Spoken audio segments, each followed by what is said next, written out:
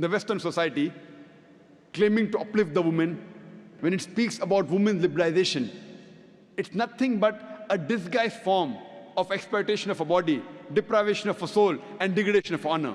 The Western society, claiming to uplift the woman, have actually degraded her to a status of concubines, butterflies, and mistresses, which are mere tools in the hands of pleasure seekers and sex marketers, hidden behind the colorful screen of art and culture. In the name of art and culture, the Westerners, they're selling their daughters, they're selling their mothers. And you see it very common.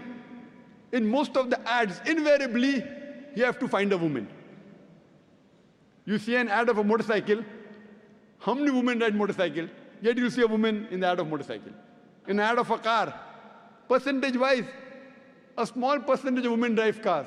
Yet you'll find a woman in the ad of a car. And I was told about a very famous advertisement ad of the BMW. You know BMW car? It's in competition with Mercedes. The youngsters, they prefer BMW. It has a better pickup. It is fast. Someone told me in one of the very famous ads of BMW, there was a woman who was standing in front of the car with a bikini, and the ad read, "Test driver now." Who? The girl or the car?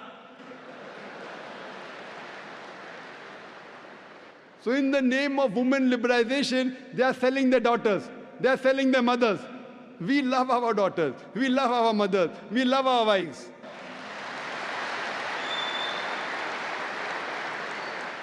If the hijab subjugates the woman and protects her, we love this subjugation.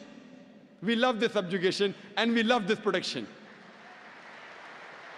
If this is your freedom in the name of women liberalization, selling your body, selling yourself, we are very happy with our religion.